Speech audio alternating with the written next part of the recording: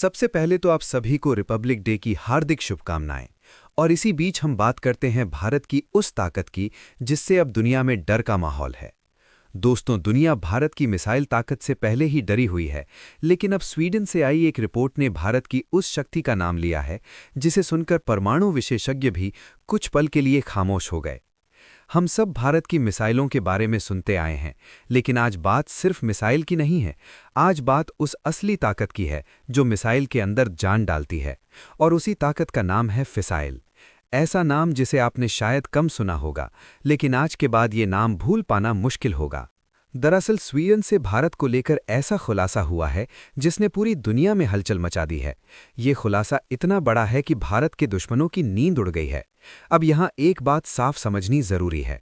अक्सर लोग मिसाइल और फिसाइल को एक ही मान लेते हैं, लेकिन हकीकत यह है कि दोनों में बहुत बड़ा फर्क होता है। मिसाइल सिर्फ एक ढांचा है, लेकिन फिसाइल वो ताकत है जो उसे असली हथियार बनाती है। यही शक्ति दुश्मन को घुटनों पर ला सकती है। अब सवाल उठता है कि आखिर ये फिसाइल होता क्या है। आसान शब्दों में समझें तो फिसाइल का मतलब है परमाणु विखंडन की ताकत। जब परमाणु का नाभिक टूटता है और उससे भयानक ऊर्जा निकलती है, उसी प्रक्रिया को फिसाइल कहा जाता है। बिना फिसाइल मटेरियल के कोई भी परमाणु हथियार बन ही नहीं सकता। यानी असली खेल यहीं से शुरू होता है। और अब भारत की इसी ताकत को लेकर स्वीडन की मशहूर संस्था सिप्री ने अपनी ताज़ा रिपोर्ट में दुनिया का ध्यान भारत की ओर मोड़ दिया है। अब जरा इस रिपोर्ट की बात समझिए, क्योंकि ये सिर्फ कागज का आंकड़ा नहीं है, ये एशिया में बदलते परमाणु संतुलन की कहानी है। सिप्री की रिपोर्ट बताती है कि भारत लगातार दूसरे साल परमाणु हथियारों की संख्या में पाकिस्तान से आगे निकल चुका है। कभी पाकिस्तान दावा करता था कि उसके पास भारत से ज्यादा परमाणु हथियार हैं, लेकिन अब हालात पूरी तरह बदल चुके हैं। ये बदलाव सिर्फ संख्या का नहीं, बल्कि सोच और ताकत का भी है। रिपोर्ट के मुताबिक इस वक्त पाकिस्तान के पास करीब 170 परमाणु हथियार हैं, जबकि भारत के पास लगभग 180 परमाणु हथियार मौजूद हैं। यानी अब बढ़त भारत के हाथ में है। लेकिन असली बात यहाँ खत्म नहीं होती। असली खेल तो अब शुरू होता है, क्योंकि सिप्री साफ कहती है कि मामला सिर्फ हथियारों की गिनती का नहीं है। सवाल ये है कि हथियार कितने आधुनिक हैं, कितने सटीक हैं और कितने ज्यादा खतरनाक हैं। यहीं पर भारत ने पूरा खेल पलट दिया है। भारत ने बीते कुछ सालों में सिर्फ हथियार बढ़ाने पर ध्यान नहीं दिया, बल्कि उनकी तकनीक और गुणवत्ता को कई गुना बेहतर बनाया है। भारत के नए परमाणु हथियार पहले से ज्यादा एडवांस और ज्यादा असरदार हैं। यही वजह है कि भारत की ये खामोश बढ़त अब दुश्मन देशों की सबसे बड़ी चिंता बन चुकी है, और आने वाले समय में यही ताकत पूरे क्षेत्र की दिशा तय करने वाली है। चलिए पूरी अपडेट को इस वीडियो में समझते हैं, लेकिन आगे बढ़ने से पहले इस वीडियो को एक लाइक करके चैनल को सब्सक्राइब जरूर कर लीजिए, क्योंकि हम आपके लिए हर रोज ऐसी ही खबरों का विश्लेषण लाते हैं। अब जरा ध्यान से समझिए, क्योंकि असली ताकत यहीं छुपी हुई है। भारत की परमाणु शक्ति अब सिर्फ ज्यादा नहीं, बल्कि कई गुना ज्यादा खतरनाक और एडवांस होती जा रही है। इसकी सबसे बड़ी वजह है भारत की उच्च गुणवत्ता वाली फिसाइल सामग्री बनाने की क्षमता। बहुत लोग ये मान लेते हैं कि यूरेनियम मिल गया तो परमाणु हथियार अपने आप बन जाएगा, लेकिन सच्चाई ये है कि यूरेनियम सिर्फ शुरुआत है। असली ताकत उसकी प्रोसेसिंग और तकनीक में होती है। देखिए, अब यहाँ एक बहुत बड़ा भ्रम तोड़ना जरूरी है।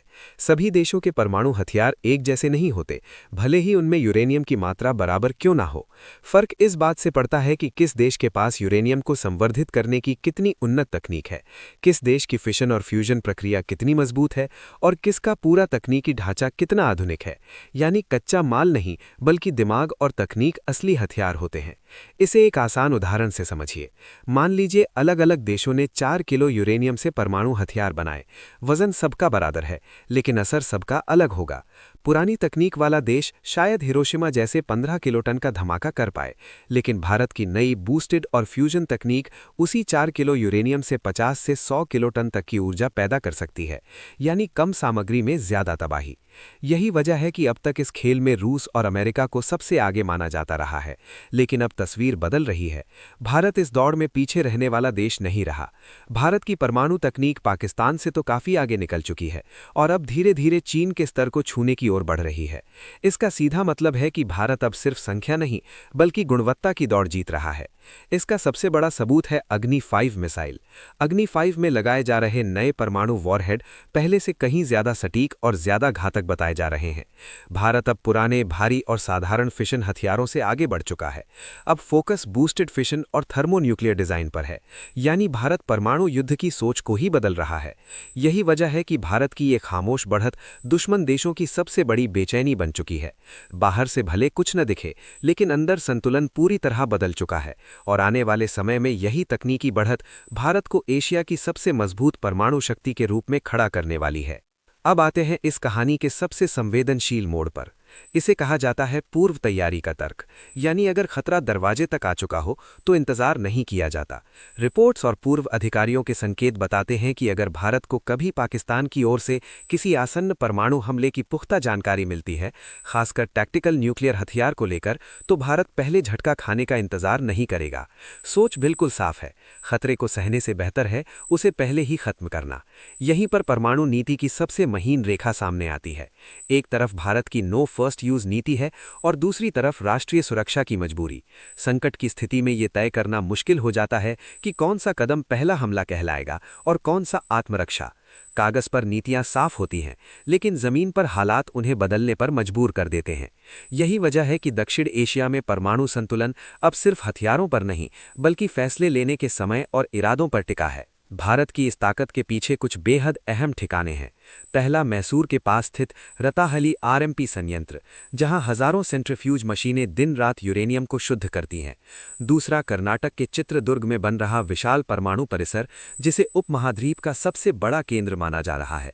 आने वाले समय में यही केंद्र भारत को परमाणु उत्पादन के मामले में चीन के करीब ले जाने वाला है।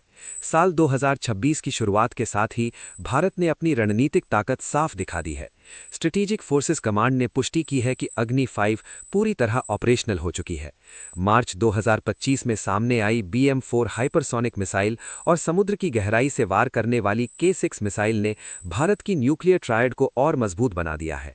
एक मिसाइल से कई लक्ष्यों पर वार करने वाली MIRV तकनीक ये दिखाती है कि भारत अब सिर्फ बचाव नहीं कर रहा, बल्कि शक्ति संतुलन को नए सिरे से लिख रहा है। अब भारत की परमाणु ताकत सिर्फ जमीन और आसमान तक सीमित नहीं रही, समुद्र में भी भारत की पकड़ लगातार मजबूत हो रही है। हालिया चर्चाओं के मुताबिक 2026 में करीब 19 युद्धपोत भारतीय नौसेना में शामिल हो सकते हैं, जिनमें न्यूक्लियर पनडुब्बियां भी होंगी। इसका सीधा मतलब है कि भारत की प्रतिरोधक क्षमता अब तीनों मोर्चों पर और ज्यादा मजबूत होने जा रही है। आज दुश्मन सिर्फ भारत की मिसाइलों की रेंज से नहीं डरते, बल्कि उस मिसाइल के अंदर छुपी उन्नत मिसाइल तकनीक की मारक क्षमता से खौफ खाते हैं। और इसी के साथ सवाल उठता है कि क्या अब भारत को खतरे का इंतजार करने के बजाय खतरे को खत्म करने की सोच अपनानी चाहिए? ये सवाल सीधा आपकी सुरक्षा से जुड़ा है। अपनी राय जरूर बताइए, क्योंकि आने वाले वक्त की दिशा ऐसे ही फैसलों से तय होगी। दोस्तों, आप क्या सोचते हैं? क्या भारत को खतरे का इंतजार करने के बजाय पहले ही खतरे को खत्म करने की नीति अपनानी चाहिए? अपनी राय कमेंट में जरूर लिखिए। और अगर आपको ये वीडियो जानकारी भरा लगा हो तो लाइक करें और हमारे द सॉन्ग्स 100K चैनल को सब्सक्राइब करें और इसे शेयर करें, ताकि ज्यादा से ज्यादा लोग सच्चाई जान सकें। जय हिंद, जय भारत।